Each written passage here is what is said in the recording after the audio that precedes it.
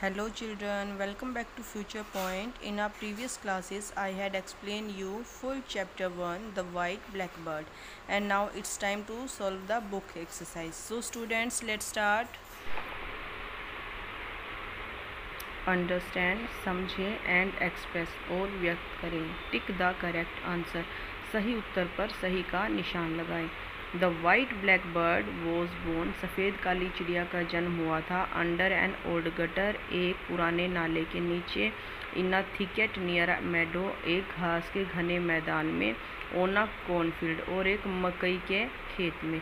कहाँ हुआ था सफ़ेद काली चिड़िया का जन्म? In a thicket near a meadow. Then tick this option.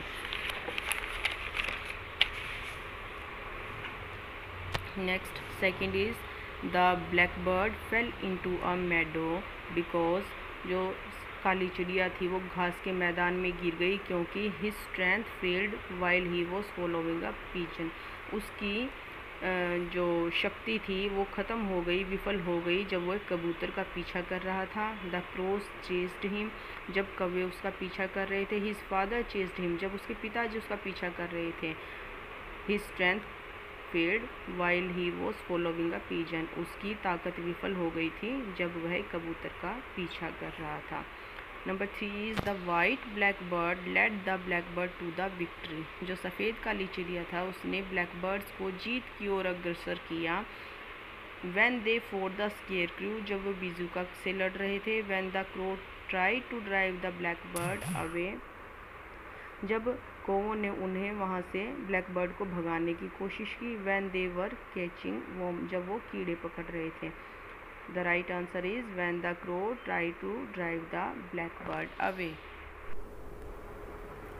Next exercise is use some of the words above to complete this passage. Read the passage aloud.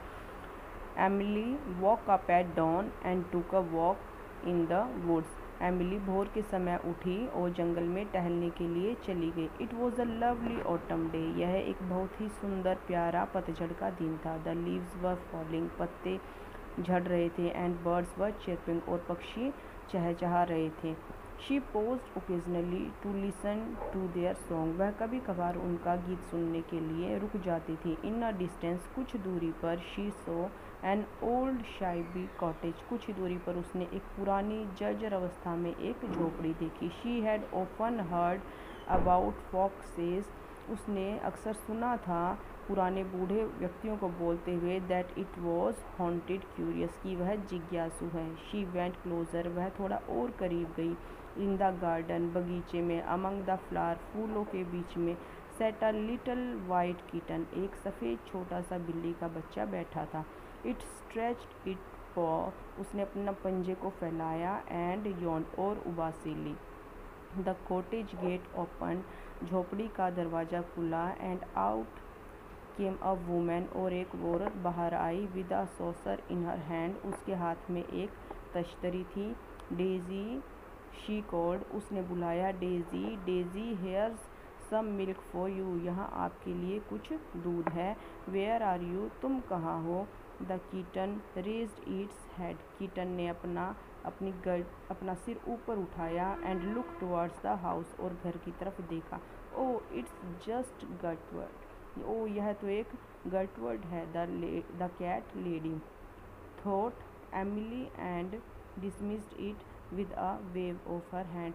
और उसने अपनी हाथ की लहर से उसको डिसमिस कर दिया.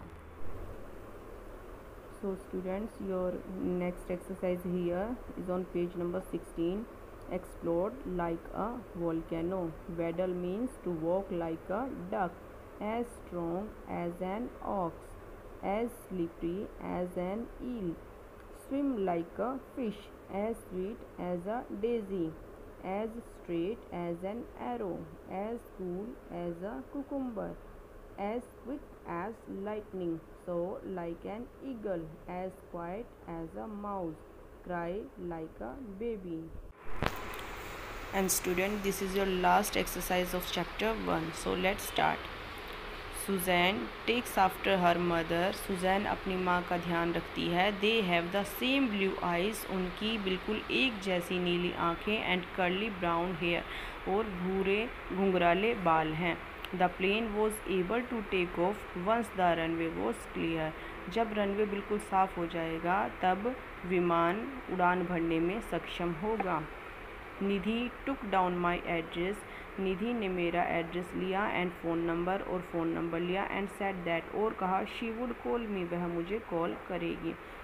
Carol has many stuffed animals, Carol के पास बहुत सारे स्टफ्ड एनिमल हैं, भरवा जानवर हैं। And they take up a lot of space on his bed, और वह उसके बेड पर बहुत सारी जगह घेरते हैं। लास्ट वीक, पिछले हफ्ते, आई टुक इन अ स्ट्रे किटन, मैंने एक आवारा बिल्ली के बच्चे को लिया। And she is already the queen of the house, और वह पहले ही घर की रानी थी।